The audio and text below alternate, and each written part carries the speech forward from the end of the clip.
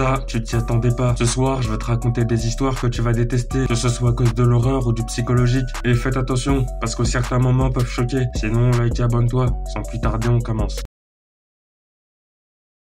L'expérience de la faim. Ce soir, je vais te parler d'une opération violente et très brutale, donc âme sensible s'abstenir. Pour débuter, nous sommes en 1948, quelque part dans le monde. Une famille composée d'une femme et 2 enfants avait soumis une candidature pour participer à une expérience rémunérée. Mais ça va partir en couille. Les chercheurs leur avaient dit: vous devez faire plus de 2 mois sans manger. Chaque minuit, pendant 1 heure, vous aurez l'occasion de vous remplir le ventre, mais après, plus rien. Et ne vous inquiétez pas, après l'expérience, nous vous donnerons un très beau chèque. Dès les premiers jours, des défaillances vont apparaître. Les enfants auront des vertiges, suivis de lourdes hallucinations, et la mère va radicalement changer de comportement. Elle sera plus agressive et malheureusement, ce sont ses enfants qui prendront. 1 mois plus tard, la situation ne va vraiment pas s'arranger. Chaque jour, la mère torturait ses enfants à cause de la faim, et pendant une journée, elle sera tellement violente que les scientifiques seront obligés d'intervenir pour l'arrêter, car elle avait la ferme intention de tuer son fils. À cet instant, une décision sera prise, et les savants vont demander à la mère si elle voulait poursuivre l'expérience. Oui, bien sûr que je veux continuer. Je dois avoir cet argent quoi qu'il arrive. Et vous savez, vous n'êtes pas obligé de nous surveiller, moi et ces enfants de merde. En réalité, les résultats obtenus jusqu'ici étaient tellement satisfaisants que les scientifiques ont fermé les yeux sur la suite. Et 2 mois plus tard, après l'expérience, ça serait une vraie boucherie. Moi? Non, je n'ai jamais eu d'enfant. Par contre, il y a un garçon et une fille qui dorment à l'étage. En entrant dans la chambre, les scientifiques ont vu 2 corps ouverts. Et c'est la mère qui a ouvert ses propres enfants pour manger leurs organes. C'était devenu un monstre et elle n'a même pas calculé l'argent en récompense.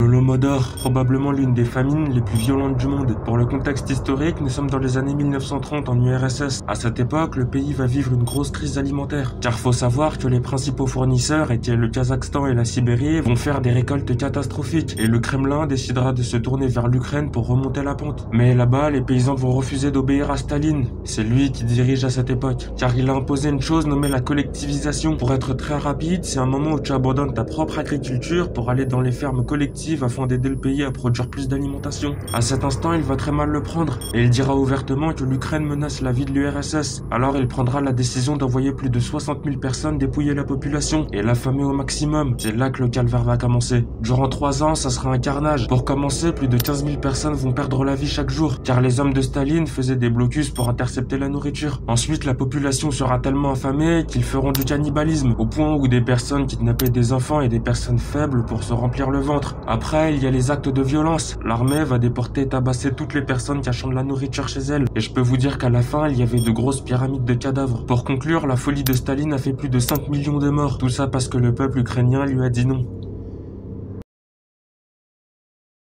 Des sorciers malveillants. Ce soir, je vais te parler de la malédiction des Skinwalkers, une puissante entité qui se transforme en différentes espèces pour te faire péter un câble. À l'origine, cette légende nous vient de la communauté Navajo, située aux États-Unis, plus précisément en Arizona. De ce que j'ai compris, ce sont des chamans et guérisseurs qui ont commis des actes sombres pour acquérir les forces noires, car c'est considéré comme un rite de passage pour être plus puissant aux dépens de ton âme. Après leur ouverture aux ténèbres, ils se transforment souvent en loup, en coyote et parfois en corbeau. Dans le pire des cas, ils prennent possession de corps humains juste pour te rendre fou et probablement te pousser au suicide. Pour conclure, les Skinwalkers entrent dans la culture américaine en 96 et ils en ont fait des séries et films d'horreur en référence à cette légende qui ressemble un peu à celle des Wendigo. Mais bref, dis-moi ce que t'en penses et à plus.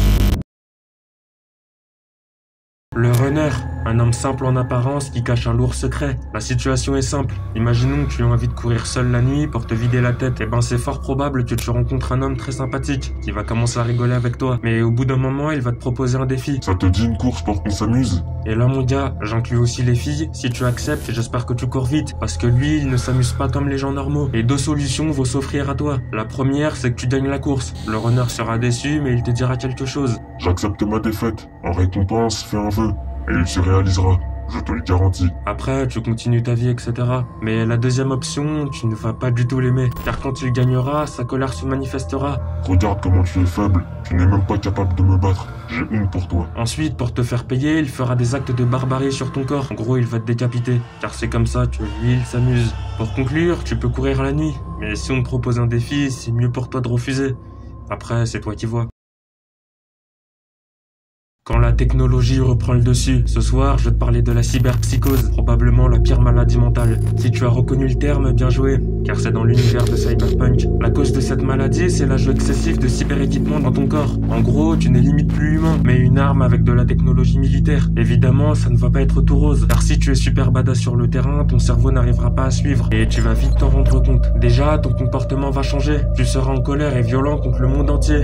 Tu auras de gros moments d'inattention, mais ce n'est pas tout, car ta vision va littéralement bugger. En général, ce sont des membres de gangs ou venant de Watson et Pacifica qui sont atteints, car eux, ils veulent devenir plus forts aux dépens de leur corps. Et il faut savoir que les autorités ont mis en place plusieurs options pour contrôler la situation. Premièrement, tu peux t'enregistrer sur des listes spéciales, et dès que tu rentres dans la cyberpsychose, on t'interne pour t'aider à aller mieux. Ensuite, on te relâche. La deuxième option, c'est la trauma team, une unité qu'on envoie lorsque tu deviens incontrôlable dans la rue. Et eux, ils vont pas passer par 4 chemins, ils vont te tuer. Pour conclure, cette maladie est très violente. Après, si tu veux plus d'infos, regarde le cas de Maine et David.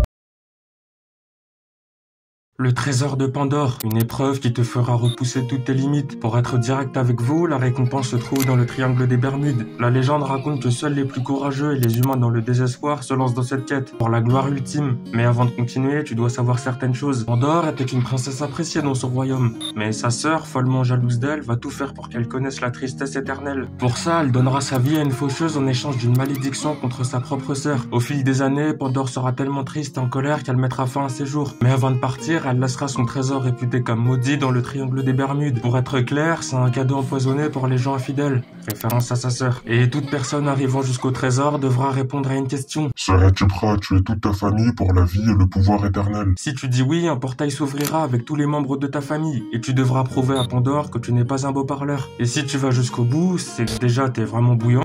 Elle sera tellement en colère qu'elle te mélangera à mort. Mais si tu dis non, elle te prendra pour un imbécile qui n'aime pas la vie. Car prendre autant de risques, elle le comprendra pas. Et tu seras maudit pour le restant de tes jours. Pour conclure, le trésor de Pandore n'est pas une bonne idée. Parce que dans tous les cas, tu ne vas pas ressortir libre. Si tu es encore là, bravo. Et merci de ton attention. Commente et abonne-toi. A plus.